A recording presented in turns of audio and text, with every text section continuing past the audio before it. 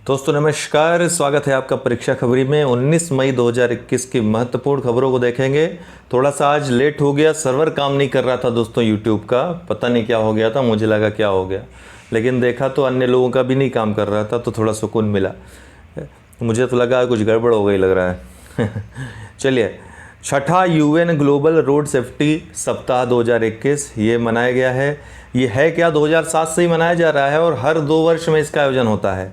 तो संयुक्त राष्ट्र वैश्विक सड़क सुरक्षा सप्ताह 2021 में संयुक्त राष्ट्र 17 मई 2021 और 23 मई 2021 के बीच छठवां वैश्विक सड़क सुरक्षा सप्ताह मना रहा है। द्विवार्षिक आयोजन है, ध्यान रखिएगा। वैश्विक सड़क सुरक्षा सप्ताह का इस बार की थीम जो है स्ट्रीट्स फॉर लाइफ, थीम की जो टैग लाइन है #लव30। तो यह लव किससे भैया, जिंदगी से प्यार, है ना। यह विश्व स्वास्थ्य संगठन द्वारा आयोजित एक द्विवार्षिक वैश्विक सड़क सुरक्षा अभियान है। किसके द्वारा? WHO के द्वारा, विश्व स्वास्थ्य संगठन के द्वारा। बहुत माइंड में ये सब चीज़ें, पॉइंट्स आपके माइंड में रहनी चाहिए। पहला वैश्विक सड़क सुरक्षा सप्ताह 2007 में मनाया गया था। ओके, सड़क सुरक्षा के प्रति जागरूकता पैदा करने और सड़क हादसों को कम करने के लिए सप्ताह मनाया गया है। 2021 वैश्विक सड़क सुरक्षा सप्ताह के एक भाग के रूप में संयुक्त राष्ट्र द्वारा सड़क सुरक्षा 2021 से 2030 अर्थात 1 दशक की कार्य योजना लॉन्च की गई थी। किसके द्वारा? संयुक्त राष्ट्र के द्वारा। यह योजना स्टॉकहोम घोषणा के अनुरूप है। स्टॉकहोम घोषणा में सड़क दुर्घटनाओं को कम करने की बात की गई थी। वहाँ एक सम्मेलन हुआ था, उसके माध्यम से ब्राजीलिया घोषणा भी सड़क सुरक्षा से संबंधित है, जिसमें भारत 2015 में शामिल हुआ था, जिसमें 2020 तक काफ़ी मात्रा में कमी लाना था जो सड़क दुर्घटनाएं थी। आपको बता दूं, भारत में 1% विश्व के वाहनों का 1% ही पाया जाता है, लेकिन विश्व में जो सड़क दुर्घटनाएं होती हैं भारत में उसका 11% दुर्घटनाएं भारत में अकेले होती हैं। तो ध्यान रखिएगा, बहुत महत्वपूर्ण फैक्ट मैं आपको बता रहा हूं, कहीं हो सके तो नोट कर लीजिए, यहाँ पे हमने नहीं लिखा है। सड़क हादसों की संख्या के मामले में भारत पहले स्थान पर है। इस तरह से 11% अकेले भारत में होता है, जबकि वाहनों की संख्या देखी जाए तो केवल 1% भारत में है। संवेदना मात्र बच्चों के लिए, यह विशेष रूप से कोविड में प्रभावित बच्चों के लिए है जो बात करने के इच्छुक हैं या जिन्हें परामर्श की आवश्यकता है, डॉक्टरी परामर्श की। हमारे विशेषज्ञ काउंसलर आपसे बात करके आपकी किसी भी प्रकार की असुविधा या चिंता का दूर करने का प्रयास करेंगे। तो राष्ट्रीय बाल अधिकार संरक्षण आयोग इसको चला रहा है। एक बात ध्यान रखिएगा कि यह केवल बच्चों के लिए है, ये पूछा जा सकता है। टेलीमेडिसिन की सुविधा है बच्चों के लिए केवल। तो संवेदना का फुल फॉर्म है sensitising action on mental health vulnerability through emotional development and necessary acceptance. यह एक टोल फ्री हेल्पलाइन है जिसके माध्यम से कोविड-19 महामारी के दौरान प्रभावित बच्चों को परामर्श प्रदान किया जाता है। संवेदना का मुख्य उद्देश्य कोविड-19 प्रभावित बच्चों को मनोवैज्ञानिक प्राथमिक चिकित्सा और भावनात्मक समर्थन प्रदान करना है। आपको पता है कई स्थानों पे ऐसी घटनाएं घटी हैं कि बच्चों के उस मानसिक स्तर पर काफ़ी प्रभाव पड़ सकता है, जिसके लिए ये सुविधा चलाई जा रही है। टेली काउंसलिंग महिला एवं बाल विकास मंत्रालय के तहत कार्यरत राष्ट्रीय बाल अधिकार आयोग द्वारा प्रदान की जाती है। National institute of mental health and neuro sciences के मनोवैज्ञानिक परामर्शदाता और विशेषज्ञ अपनी सेवाएं इसमें प्रदान करते हैं। यह सेवा केवल बच्चों के लिए है, संवेदना केवल बच्चों के लिए है। ओकेनॉस एक्सप्लोरर अभी हाल ही में चर्चा में रहा है। क्या ये? तो अमेरिका ने महासागर के तल को खोजने के लिए ओकेनॉस एक्सप्लोरर को भेजा है। ओकेनॉस एक्सप्लोरर NOAA द्वारा निर्मित एक जहाज है। NOAA जो अमेरिका का national oceanic and atmospheric administration है, उसके द्वारा निर्मित एक जहाज है।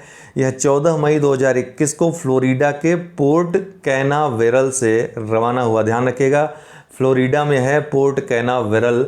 अक्सर एग्जाम में पोर्ट्स के बारे में पूछता है, तो इन्हीं सब जगहों से आपको याद रहेगा कि कहाँ है पोर्ट कैनावेरल। हैडल जोन में अनछुए समुद्र तल के विशाल क्षेत्रों के 3D मानचित्रों का निर्माण करेगा।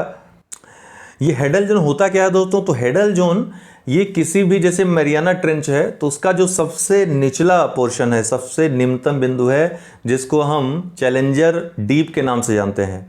तो चैलेंजर डीप के आसपास का जो क्षेत्र है वो क्या कहलाएगा, जोन क्या कहलाएगा, हैडल जोन कहलाएगा। अर्थात समुद्र के तल के सबसे गहराई के जो भाग होते हैं वो हैडल जोन कहलाते हैं। तो हैडल जोन में अनछुए समुद्र तल के विशाल, ये सब ध्यान रखिएगा, अक्सर एग्जाम में पूछ सकता है, अनछुए समुद्र तल के विशाल क्षेत्रों के 3D मानचित्रों का यह निर्माण करेगा।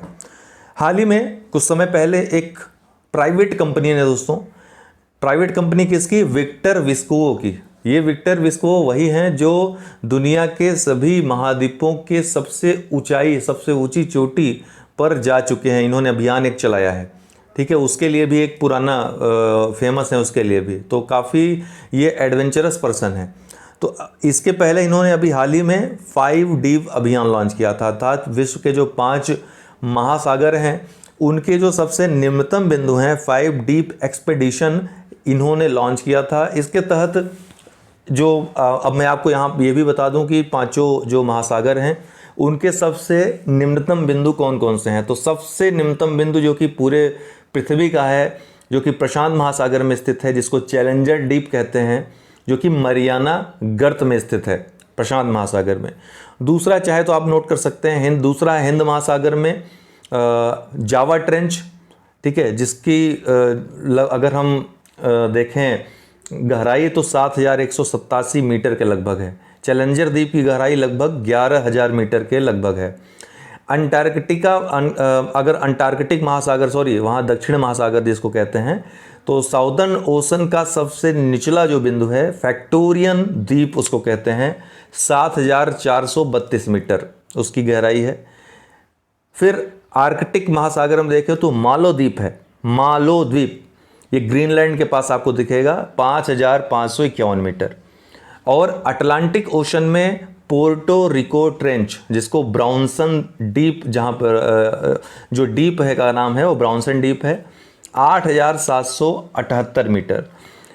लेकिन अगर ये पूछा जाए एग्जाम में, ये 5 आपके महासागर हो गए, 5 सबसे गहरे पॉइंट्स हो गए, लेकिन अगर ये पूछा जाए कि दूसरा सबसे गहरा बिंदु कौन सा है सागर का या पृथ्वी का, तो वो है टोंगा ट्रेंच। क्या है वो, टोंगा ट्रेंच, ठीक है, जो कि टोंगा ट्रेंच में ही हॉरिजन डीप स्थित है, वो सबसे गहरा बिंदु है दूसरे नंबर का महासागर का।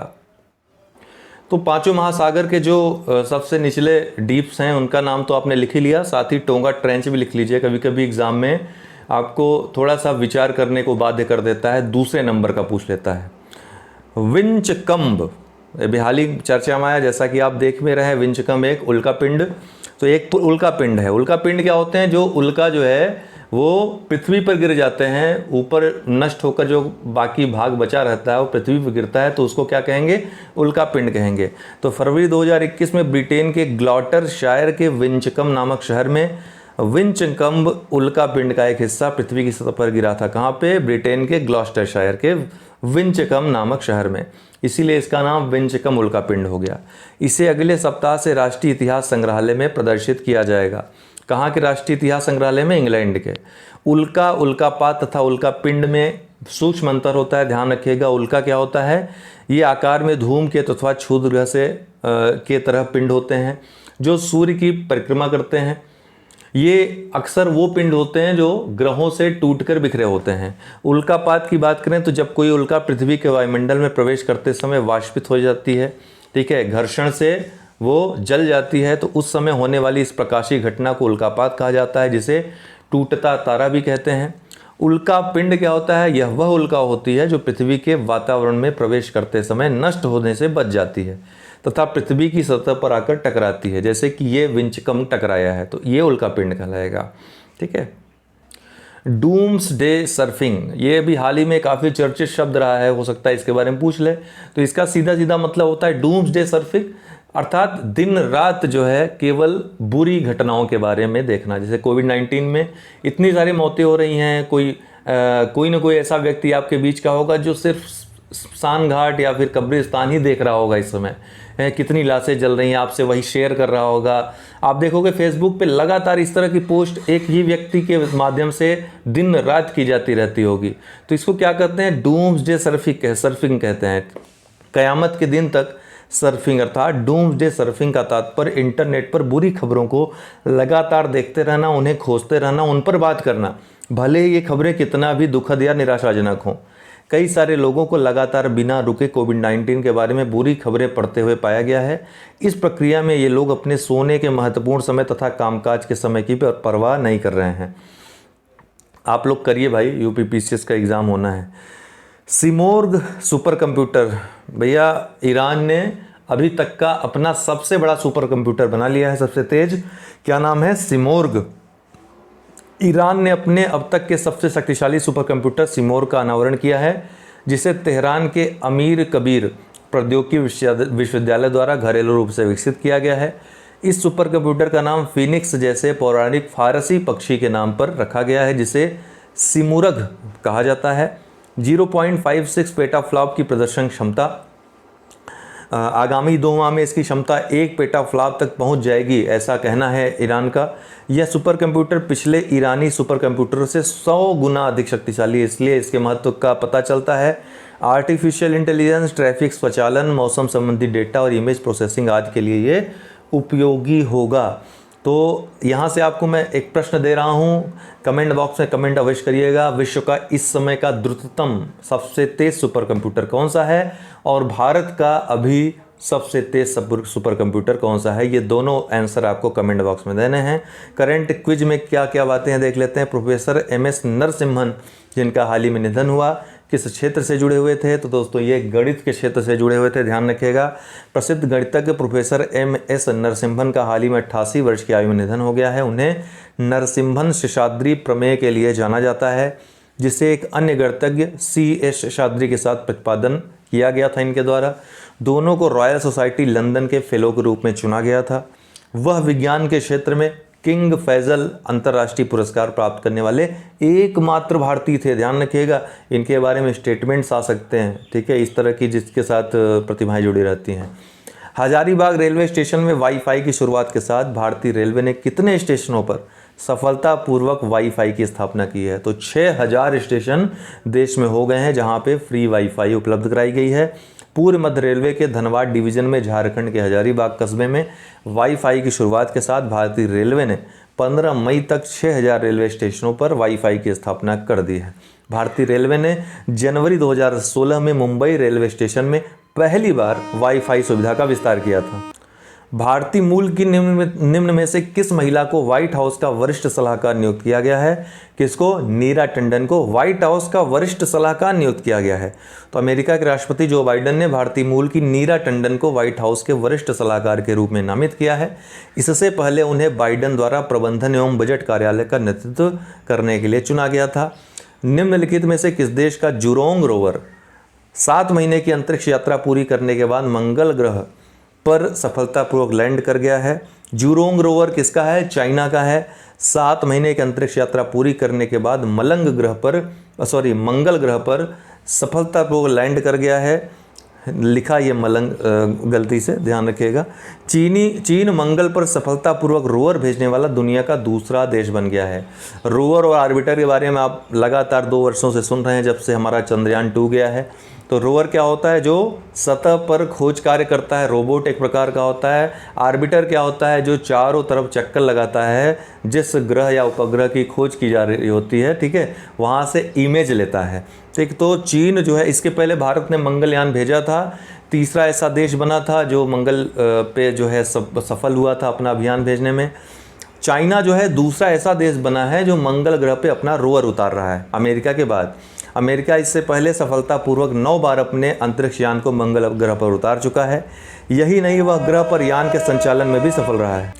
निम्न में से किस राज्य सरकार ने कोरोना कहर से बेसहारा हुए बच्चों की पढ़ाई एवं बुजुर्गों की देखरेख का खर्चा उठाने की घोषणा की है? तो काफ़ी इसका प्रचार भी आपने देखा होगा। दिल्ली सरकार ने। तो बहुत बहुत धन्यवाद आप लोगों को। विभिन्न बैचेस हमारे यहाँ चल रहे हैं, यूपी पीसीएस प्रीलिम्स और मेंस के, आरओ प्रीलिम्स मेंस के क्विज वगैरह स्टार्ट हो गई है, टेस्ट स्टार्ट हो गए हैं, आप लोग चाहे तो ज्वाइन कर सकते हैं। वैकल्पिक विषय समाजशास्त्र, पब्लिक एडमिनिस्ट्रेशन, हिंदी साहित्य की तैयारी के लिए नीचे व्हाट्सअप दिए गए नंबर 9453775039 पर करें या फिर डायरेक्ट कॉल भी कर सकते हैं। अन्य जानकारी के लिए नीचे डिस्क्रिप्शन बॉक्स में 2 लिंक दिए हुए हैं टेलीग्राम ग्रुप्स के, उसको ज्वाइन करके ले सकते हैं। बहुत बहुत धन्यवाद।